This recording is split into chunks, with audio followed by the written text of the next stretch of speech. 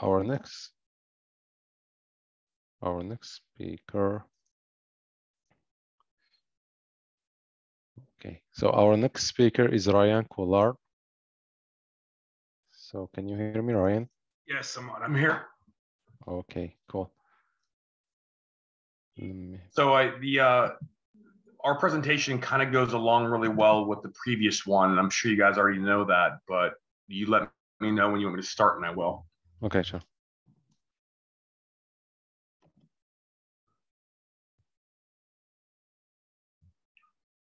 If I can get this to pop up as a full screen, which I'm trying to right now.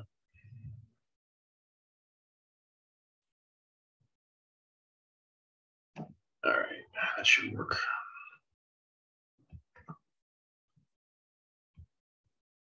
All right, can everyone see this?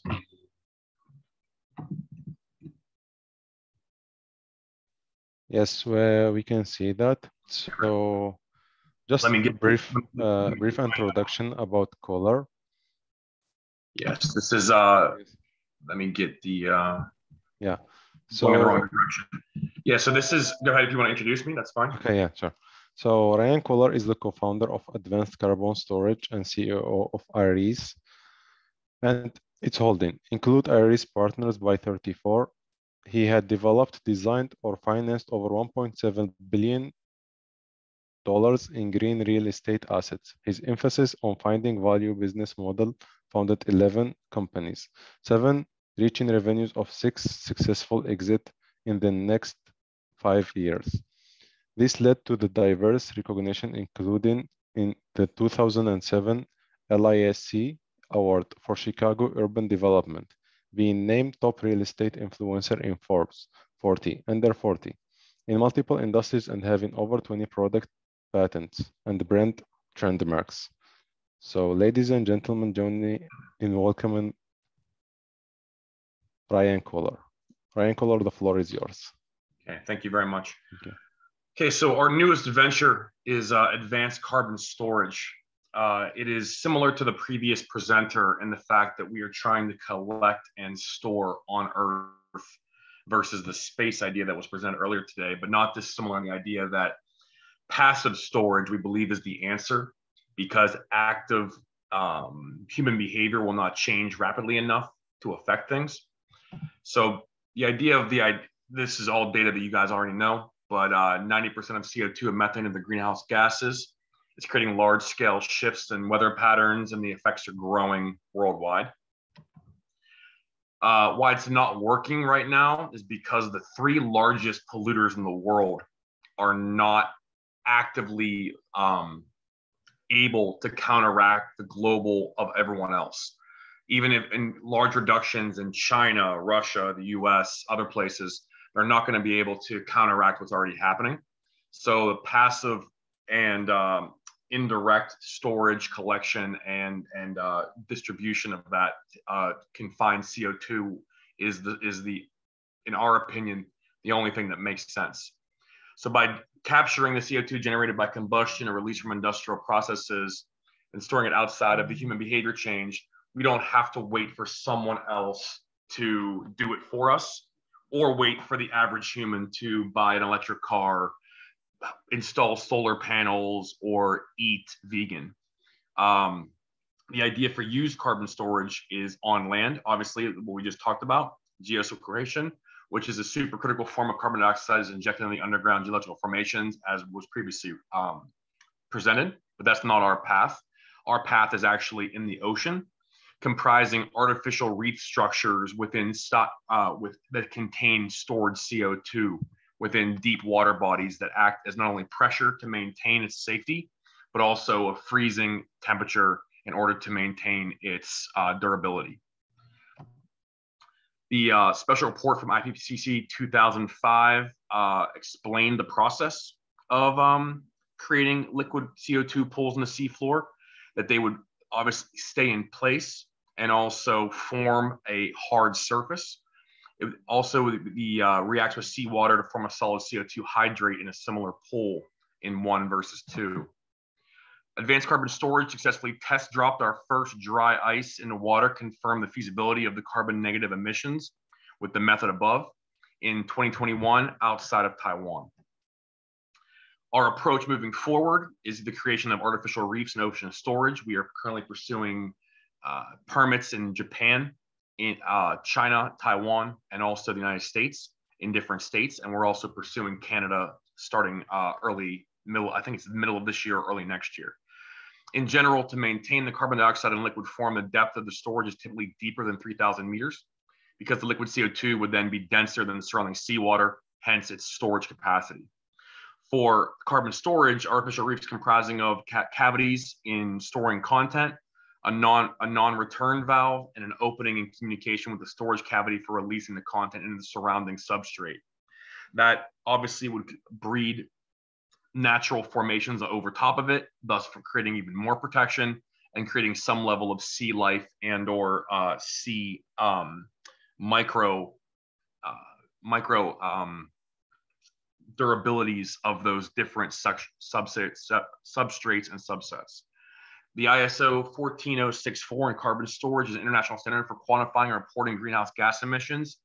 CSS would be referring to ISO 14064, and we meet or exceed all criteria necessary in order to do it safely and effectively.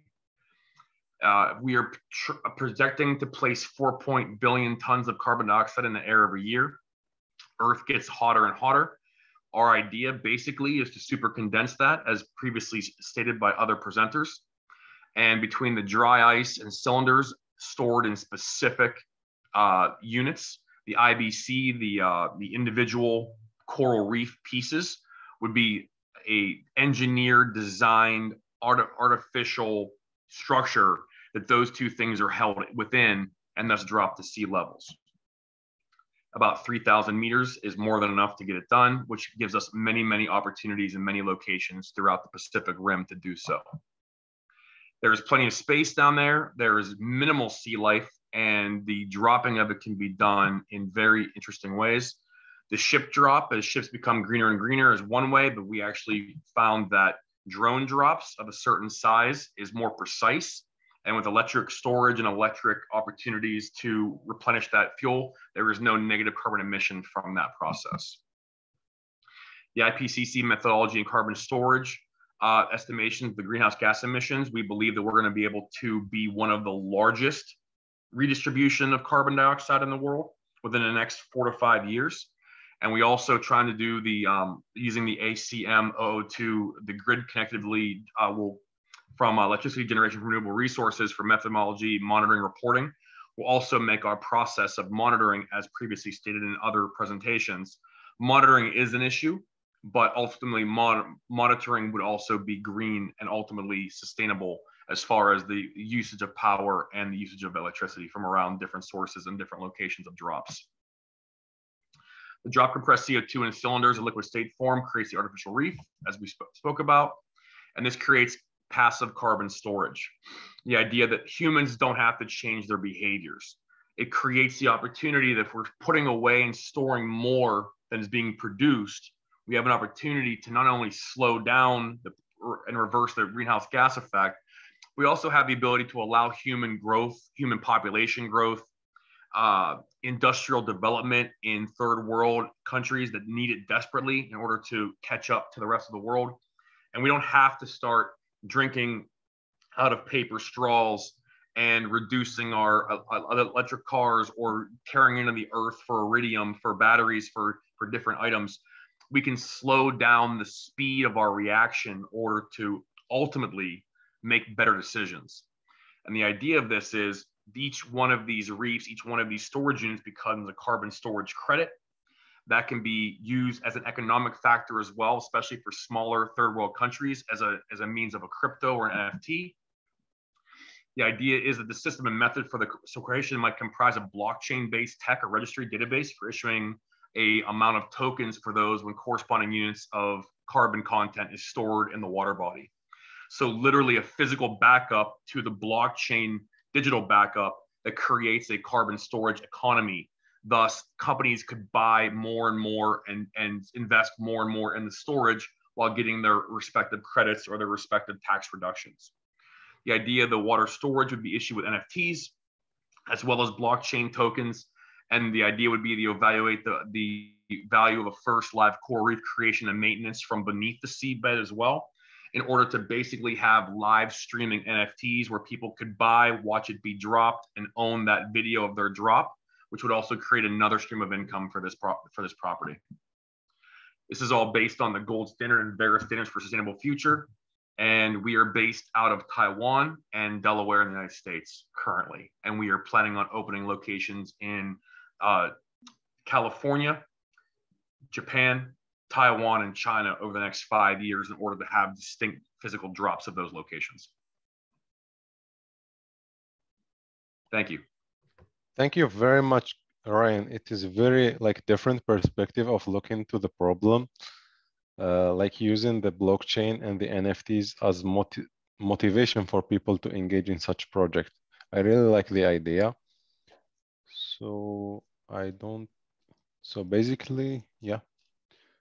Reda asks, what about Europe? Any projects around Europe? Not currently. We're focusing on the Pacific Rim because of its depth, its temperature, and ultimately the countries that touch it. We can tackle 3 of the 4 largest polluters, on the globe just by the Pacific Rim. So we're focusing on that first. Oh, we have a question from Chris. What kind of regulatory issue do you expect to encounter, and how confident are you of the environmental pushback? We are currently working with Japan independently, with China independently, with the United States on permitting for those drops. We are getting closer and closer to approvals for all 3. We actually have been approved by Japan tentatively, but we are still having testing phase, and that's where we're at now, which all 3 we have found legal and ethical means of doing so with minimal, if zero impact. And all 3 different bodies have approved, but there is still paperwork and legal to be done. And that's what we're currently raising capital for now, is to finalize the legal on this. We have another question from Craig. Compared to underground land-based storage, how do you account for monitoring and reliability of storage ocean currently? The good news between ocean versus land is warming. There is obviously shifts in earth.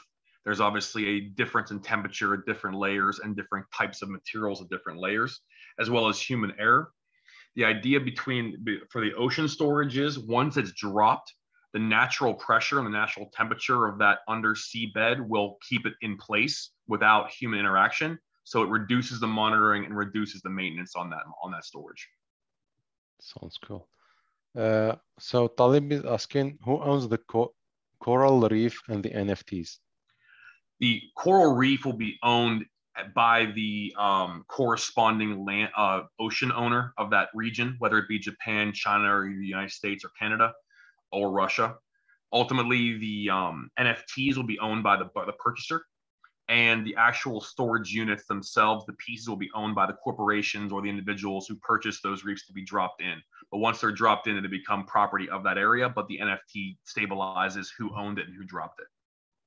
So are you selling the NFTs on OpenSea right now? Not right now. We are currently finalizing the permitting for all of those different territories. The next step is launching the token. I see. There is like a cryptocurrency called MCO2. They are also use it as a currency for carbon credit and storage. It is a new project. I think that it may be aligned with this. It does align with us. We don't see them as a competitor. We see them as one of the other cryptos that are doing similar work. And like all cryptos and other tokens and NFTs, there's room for all. So we're very excited to hopefully partner with them on some level. Nice. And Reda is asking, what makes the project profitable? Well, what makes it profitable is we're selling off that storage credit to the corporations, right? They need some deferment of their pollution, whether they be industrial, automotive, whatever the case may be. They need some level of carbon as the Paris Climate Agreement and other things become political and monetarily enforced by economic means. They need some way to justify and measure what they're paying, they're putting their money into. So number one, our first revenue stream is obviously direct corporate purchasing of our units. The second means and method is tax credits and other type things from the subsidiary countries from those areas where we're dropping. The third is the NFT. The fourth is the token. And ultimately, the fifth is going to be the advertising opportunities that come along with it, especially if we can partner with certain specific underwater filming crews to have that be kind of like one of those like live stream, and the advertising goes along with live streaming. So we believe we have a 5 to 6 prong revenue model on this. Sounds promising. So with that, we don't have any other questions. So thank you so much, Ryan, for the presentation. I really like the idea of bringing the new tech into the carbon storage. So for all the attendees, can we like just turn on all our cameras to take a picture? If that's okay with everyone.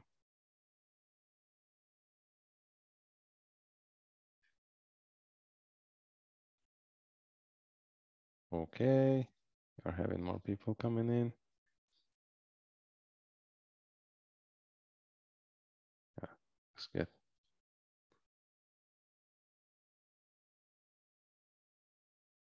Okay, just a couple minutes.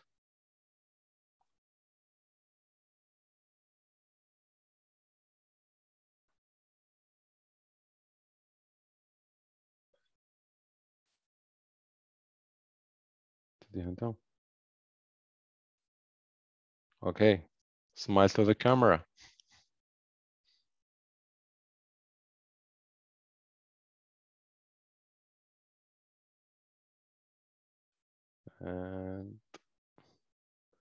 And I'm done.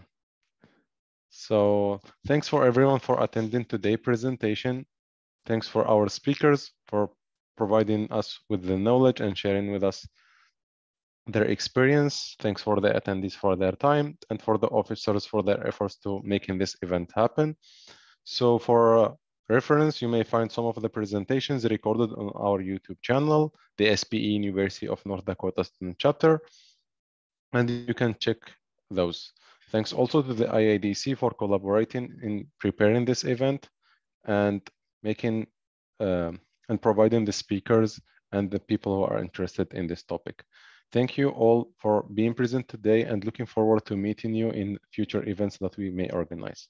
Thank you all. I'd like to add a word as a previous communication officer. If any of you is just now following our LinkedIn page, I just would like to invite you all to follow our LinkedIn page. Sure. Thank you. Yeah. Have a good day, everyone. Bye-bye.